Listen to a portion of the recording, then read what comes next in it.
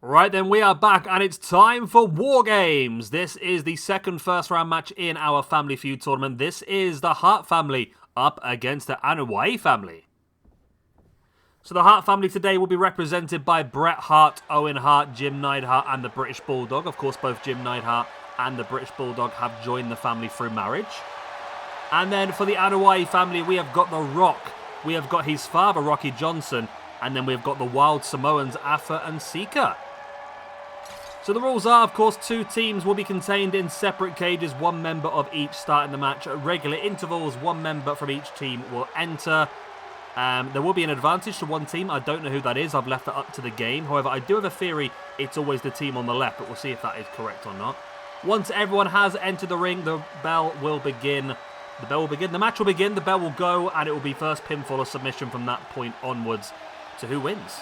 And of course, we already know that a match against... Who won yesterday?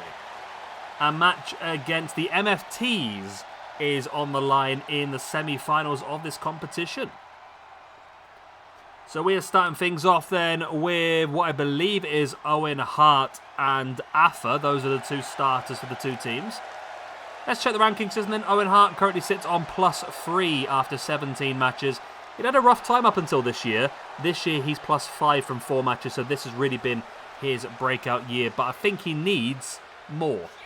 He should be a lot higher than +3 in my opinion. And then looking at Afa as well. He is currently on +2 after 8 matches. He's had one match so far this year, which he lost, which of course was a tag team match back at our Invasion pay-per-view, when of course he was part of the Wild Samoans, alongside the man who's also in this match, Sika. And we are obviously giving points out in the tag team rankings as well, so the Hart Foundation will get points for this in the tag rankings, as will the Wild Samoans if they so win or lose. Obviously they'll lose points if they lose.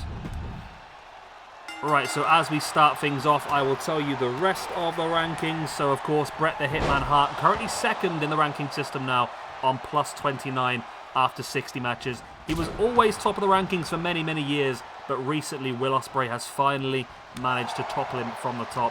However, Will Ospreay has had 12 matches this year, and Bret Hart has only had 4. So, I mean, if Bret was to catch up with the matches this year, maybe Bret could retake the top position, and this is a big opportunity for him this week. Next up then, Jim the Anvil Neidhart. Have I got him down as Jim the Anvil? I have, okay, Jim the Anvil Neidhart.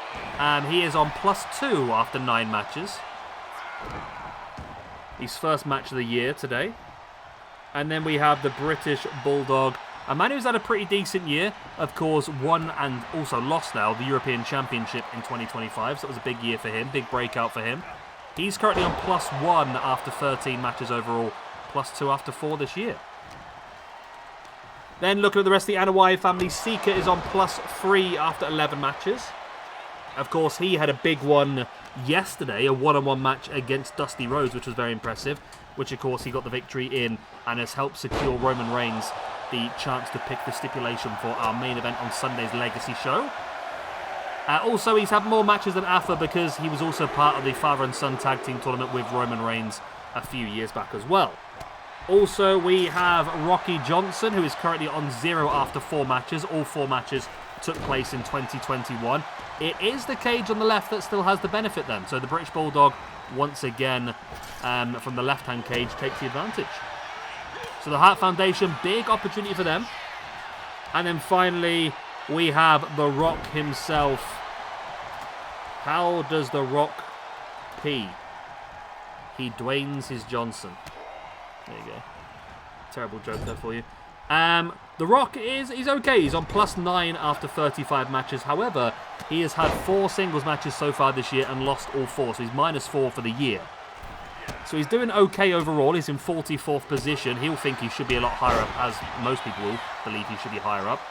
But yeah, not been a great year. But then again, he's been involved in some big matches. This is something I've discussed quite a lot recently, is that we put these guys in triple threats, in fatal 4-ways, in gauntlet matches and Royal Rumbles, and there's always a lot more losers than winners. We've sort of broken away from doing too many singles matches, haven't we? So it's, yeah. especially this week or so, is more or less. I don't think there's any singles matches apart from the pay-per-view. I mean, later today we've got a mixed tag match of Ric Flair and Charlotte Flair versus Tully and Tessa Blanchard. We'll have a 10-man gauntlet match today of some sons of big names. Tomorrow we've got another tag team match, another gauntlet match, and then another WarGames match. Yeah, we haven't got any singles matches up until the actual pay-per-view itself. That's crazy, isn't it? Right, in comes Sika then to balance out the numbers. So, I was saying about, obviously, updating the tag team rankings. A bit of a cheat code here for the Hart Foundation, really, because we have Bret Hart and Jim Neidhart as a tag team. We have... Oh, maybe not. No, we just have Bret and Jim. What were the actual tag teams for Hart Foundation? Hart Foundation. Do I need to update? I mean, who actually broke off? Was it always just Bret and Neidhart, or did we do some other breakdowns? I'm thinking maybe didn't Owen and Bulldog team together for a while? Where are we? So timeline.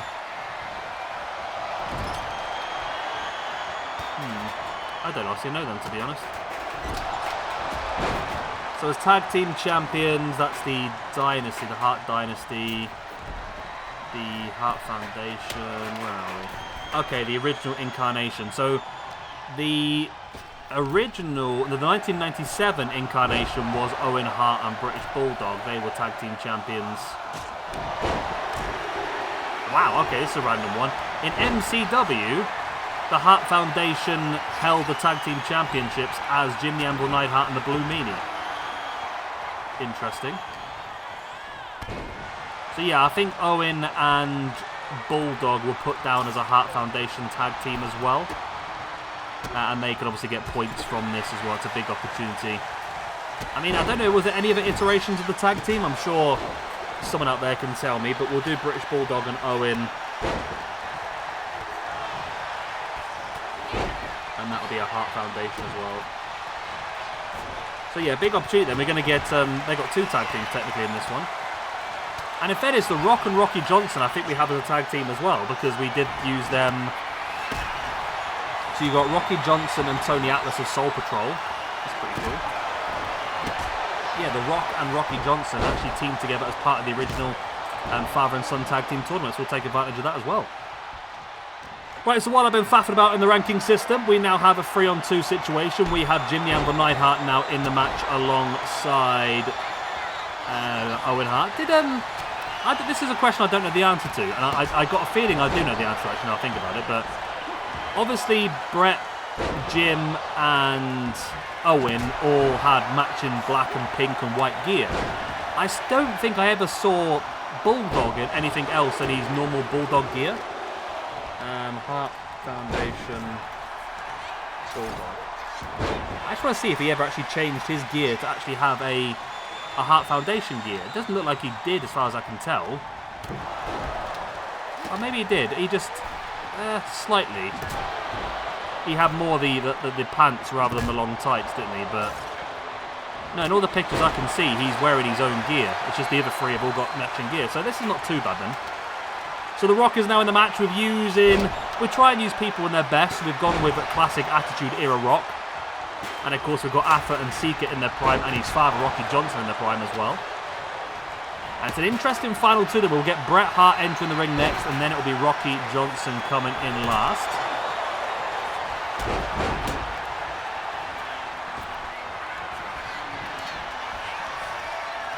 And of course, once both those final two men are in the ring, we will ring the bell and get the match underway. There's a sharp shooter there, locked in by Owen Hart on, I believe that's Sika. I'm getting good now. I've started to figure out which one's which, because Afa and Sika are so similar. They've got the same... The one difference is the thing on the ankle, and I can't remember which way around it is, to be honest, but I'm starting to figure out by the face now. Right, timer comes down. This will be the entrance of Bret the Hitman Hart. And like I said, I mean, we are going to keep track of who wins this entire tournament, and I've already said that the winners of the tournament will be guaranteed an opportunity at the Tag Team Championships next week. at it's Halloween Havoc next week, I believe, isn't it? It is Halloween Havoc next week, okay. So we'll get that locked in for next week.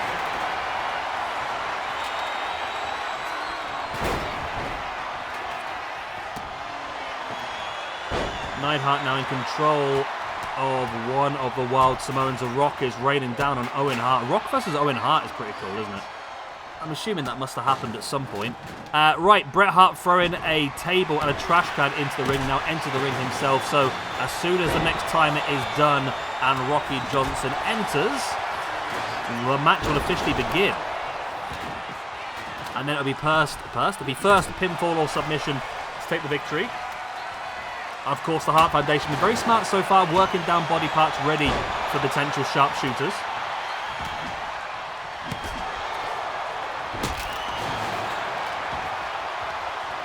Bulldog now looking to drag the Rock back into the middle of the ring. Oh, Rock just kicking up into the face of Owen Hart. The countdown begins once again. This will be the entrance then of our final person. His first match since 2021, and all of those matches were part of tag teams. Of course, he had some side The Rock and the father and son tag team tournament. He also had one alongside Tony Atlas in Soul Patrol. It's pretty cool. I want to try and get some use out of Soul Patrol again, to be honest. The Rock now with a rock bottom on Owen Hart. It's good timing, but he can't go for the pin yet because his father Rocky is currently grabbing a steel chair from under the ring. He's in now. The referee will come across and shut the door. The bell will ring, and then it's officially now down to the next pinfall or submission to get the victory. And it's Bret instantly trying to take advantage. He's got the legs hooked of what I believe is Afa. Went in for the sharpshooter, but Rocky Johnson was there to break it up straight away. There's the spine buster, and now in with the Samoan drop.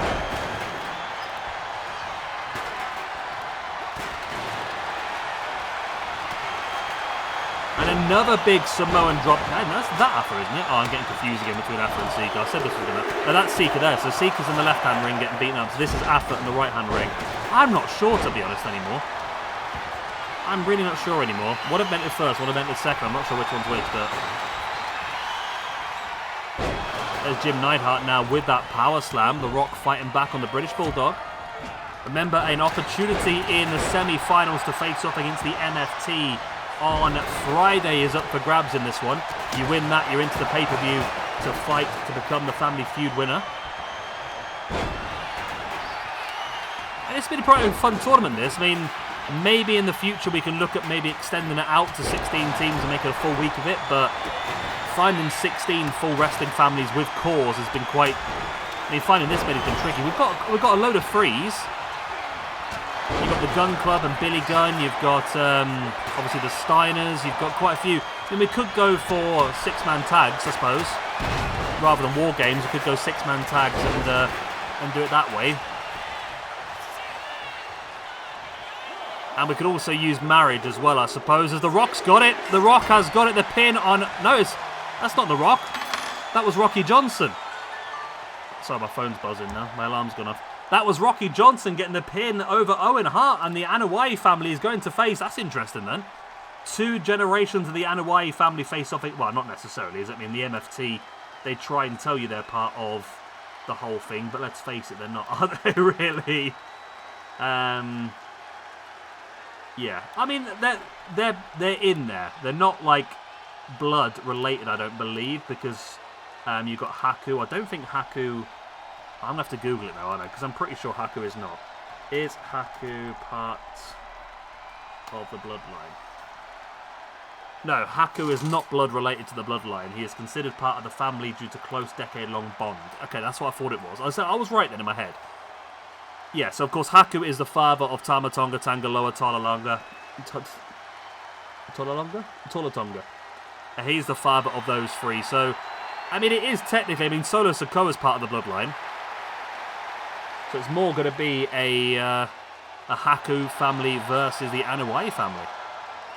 big win then. I was expecting the Hart Foundation to go the distance here, but huge win for the Anoa'is. Let's update the ranking system then. So The Rock and Rocky Johnson, they'll take the win. They move up to a +2 after 4.